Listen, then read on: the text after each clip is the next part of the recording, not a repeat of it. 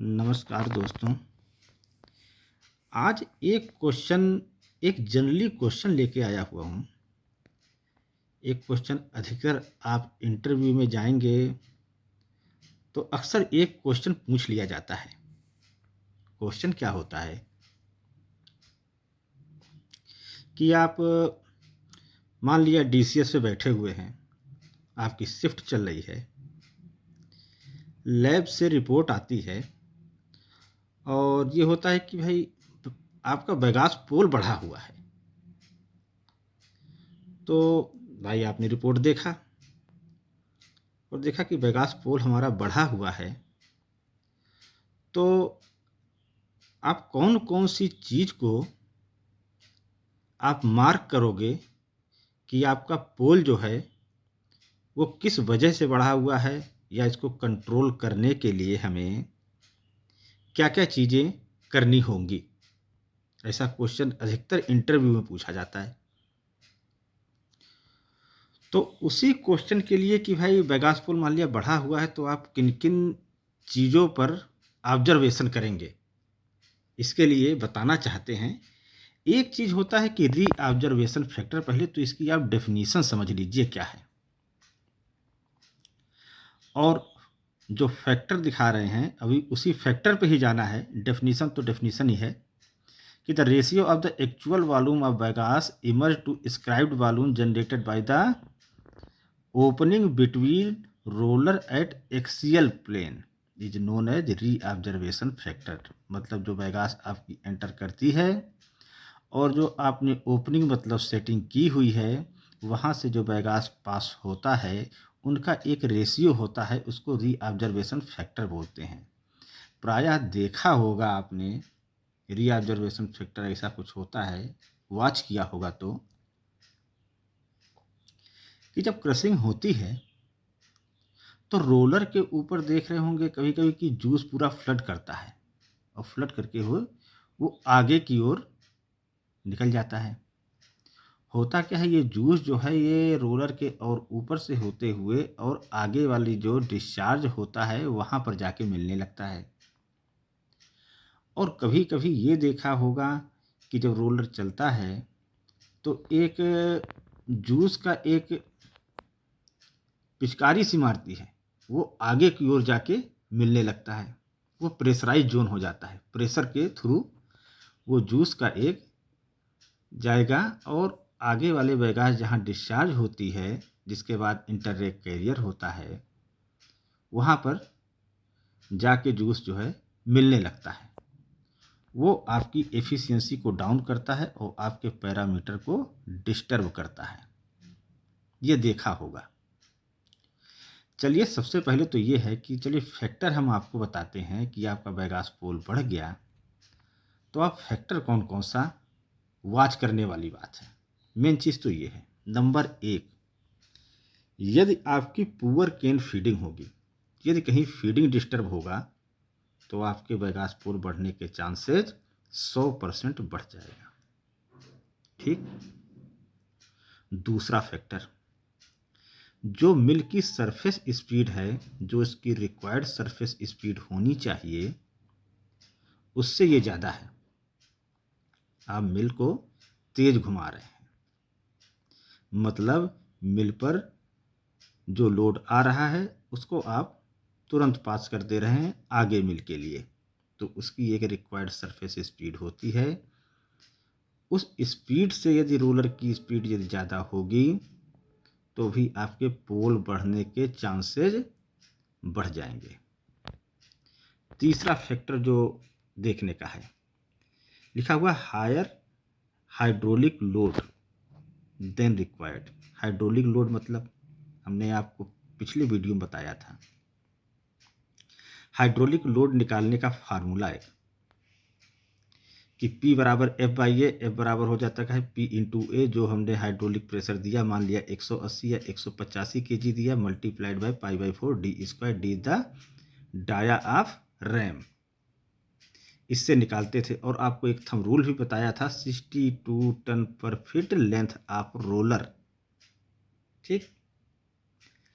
तो इस लोड के यदि ज़्यादा आपने हाइड्रोलिक दे दिया है, जैसे मान लिया 180 उसको रिक्वायरमेंट है और कहा नहीं भाई इसमें 185 190 केजी का हाइड्रोलिक लोड दे दो, तो जनरली लोग सोचते ये हैं कि हाइड्रोलिक प्रेशर ज़्यादा दे दिया तो क्या होगा कि ज़्यादा जब प्रेस करेगा तो एक्सट्रैक्शन ज़्यादा होगा और बैगास अपनी सूखी हुई जाएगी, तो उसमें पोल की मात्रा हमारे कम होगी। लेकिन नहीं,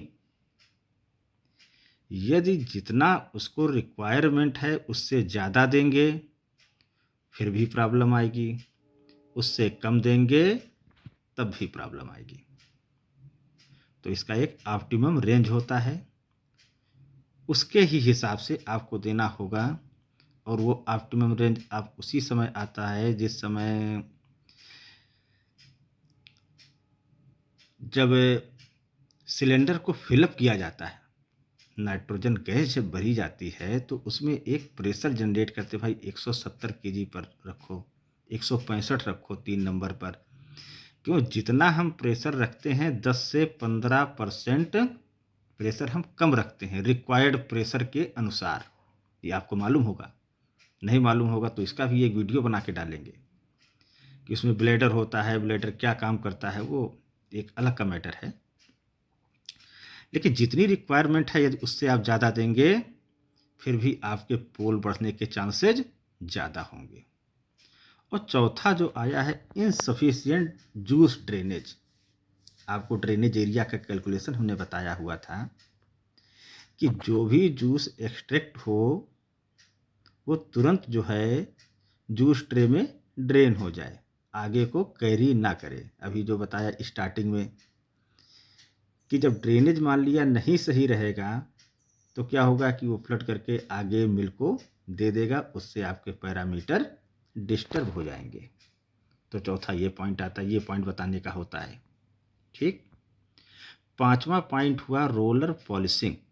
पॉलिशिंग का मतलब समझ गए कि जो हम आर्किंग करते हैं, तो आर्किंग क्या होता है कि चलते चलते आर्किंग वो ख़त्म हो जाती है तो उसकी ग्रिपिंग जो होती है, ग्रिपिंग ख़त्म हो जाती है तो स्लीपेज भी हल्का होने लगता है। जब स्लीपेज होगा तो एक्सट्रैक्ट पूरा नहीं होगा और बिना जूस को एक्सट्रैक्ट किए हुए आगे को वो दे देगा, उसी ही बैगास में जूस की मात्रा रहती है और इससे भी आपका पोल बढ़ने के 100% चांसेज हैं।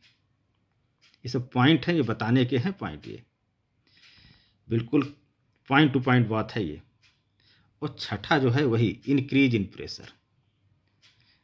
180 की रिक्वायरमेंट है तो आप 180 ही दें, 185 190 195 मत दें। ये 6 फैक्टर होते हैं और इसी RF को जो रीऑब्जर्वेशन फैक्टर है इसका निकालने का एक देखिए फार्मूला भी इसीलिए दिया हुआ है। R=K plus 0.0052 multiplied by V plus 0.01 FB। V क्या है? पेरीफेरल स्पीड, फीट प्रति मिनट में है, फीट प्रति मिनट में रखना है। यदि मीटर में है तो उसको फीट में आप चेंज कर लीजिए। FB क्या हुआ? Fibre per unit bagasse after each mill. जो मतलब मान लिया फर्स्ट मिल है तो उससे जो डिस्चार्ज की बैगास निकलती है तो उस बैगास में फाइबर कितना है, ये फाइबर निकालना होता है। अभी फाइबर निकालने का हम फार्मूला बताते हैं आपको कैसे निकलता है, पहले तो आप इतना समझ लीजिए। के की वैल्यू जो होती है वो फर्स्ट मिल के लिए 0.75 होती है, सेकंड मिल के लिए 0.65 और थर्ड टू फोर है या फिफ्थ है या सिक्स मिल है जिसके यहाँ सबके लिए 0.6 होता है। इस वैल्यू को इस फार्मूले में आप पुट करेंगे। यदि R की वैल्यू ग्रेटर देन 1 है तो फिर समस्या है, हमेशा R लेस देन 1 होना चाहिए। जब ये वैल्यू आप पुटअप करेंगे तो R की वैल्यू आप फाइंड करिएगा। FB जो होता है fibre per unit bagasse of each mill जो दिख रहा है, जैसे मान लिया फर्स्ट मिल का जो बगास निकलेगा उसमें फाइबर कितना है, सेकंड मिल पे जब जाएगा तो उसमें कितना है, फाइबर सबका चेंज होता है। तो फर्स्ट मिल जो निकलती है बगास उसमें फाइबर का जो होता है 33 to 35 होता है, सेकंड मिल 42 to 44, इसी प्रकार थर्ड, फोर्थ और फिफ्थ, लास्ट में 54। अभी आपको दिखाते हैं कि FB निकाला कैसे जाता है। FB निकालने के लिए आपको कुछ डाटा जो होता है लैब से लेने पड़ते हैं। जैसे जैसे मान लिया हमने फर्स्ट मिल का ही ले रहे हैं, प्राइमरी एक्सट्रैक्शन में सब जब प्राइमरी एक्सट्रैक्शन का निकाला जाता है फार्मूला की प्राइमरी एक्सट्रैक्शन कितना हुआ है, तो यही सब चीज़ें ली जाती हैं। तो अभी फ़िलहाल हम प्राइमरी का ही ले रहे हैं। जैसे मान लिया पोल परसेंट प्राइमरी वेगास, जो प्राइमरी वेगास में पोल कितना है 7.6, ये लैब हमें देगा। और मॉइस्चर कितना है 55 है। ठीक है, ये दोनों फिगर हमें यहाँ से लेनी होगी। और फर्स्ट मिल का डिस्चार्ज रोलर से जूस का सैंपल लिया जाता है, उससे ब्रिक्स और पोल कैलकुलेट करते हैं। और प्योरिटी इक्वल टू होता है पोल बाई ब्रिक्स, तो पोल 15.8 डिवाइडेड बाई 18.39 करेंगे तो 84.29 आ जाएगा। Purity equal to pol by brix. Okay, इतना चीज़ हमें लैब से मिल जाता है। दो चीज़ें ये प्लस ऊपर की दो चीज़ें, प्योरिटी निकल जाती है बाई फार्मूला से, पोल बाई ब्रिक्स से। तो फिर यहाँ से निकालेंगे कि ब्रिक्स परसेंट प्राइमरी वेगास, कि प्राइमरी वेगास में ब्रिक्स कितना है। तो ब्रिक्स इक्वल टू क्या हो जाएगा, पोल बाई प्योरिटी। पोल आपको मालूम है 7.6 दिया हुआ है, प्योरिटी आप निकाल चुके 84.21 मल्टीप्लाइड बाई 100 9.02। अब देखिए फाइबर परसेंट प्राइमरी वेगास, इसका फार्मूला ये है 100 माइनस मॉइस्चर आपको गिवन है 55.2, ऊपर हमने आपको बताया। ब्रिक्स परसेंट प्राइमरी वेगास आपने निकाला हुआ है 9.02, इससे आप घटा देंगे, ये देखिए आ गया 35.78। ये देखिए यहाँ फर्स्ट मिल का हमने क्या लिखा था 33 से 35, तो लगभग इसी के ही अराउंड में आ रहा है। इतनी चीज़ें आपको समझ में आ गई। तो ये चीज़ें पूछी जाती हैं, तो जो हमने आपको 5 और 6 पॉइंट बताए उसको ज़रूर याद रखिएगा। यदि कहीं आप इंटरव्यू के लिए कभी जाते हैं तो ऐसा क्वेश्चन आपके सामने एक बार ज़रूर आएगा। और भी क्वेश्चन हैं, लेकिन अभी फ़िलहाल में हमें यही याद आया, ने कहा इसको बताया जाए। सबको जानना भी ज़रूरी है। जो मान लिया DCS पर बैठता है, शिफ्ट में इंजीनियर है, तो इसको पैरामीटर को जानना बहुत ज़रूरी है, ये सब पैरामीटर। तो इसी के साथ में फिर और क्वेश्चन यदि मिलता है हम आपको बताते हैं। जैसे जैसे जो भी प्रॉब्लम जैसे आती है, जो शिफ्ट में हम भी देखते हैं, तो आज ये प्रॉब्लम आई तो एक इसका हमने फिर एनालिसिस किया। एनालिसिस करने के बाद में जो निकला, तुमने कहा कि आपके साथ में शेयर किया जाए, जिससे कि यदि आपके यहाँ भी प्रॉब्लम आती है तो इसके थ्रू वीडियो देख के जो भी आपको हेल्प मिले उसको आप करें, अच्छे रिजल्ट मिलेंगे। करने से ही सब कुछ होता है, और यदि लगे रहेंगे कुछ करेंगे तो कुछ ना कुछ मिलेगा ज़रूर 100%। तो आज के लिए बस इतना ही। और कोई आपके यदि माइंड में कोई क्वेश्चन आता है तो आप पूछिए। जितना भी समय मिलता है उस समय को निकाल कर हम आपको जो है हर एक चीज़ का सलूशन देंगे।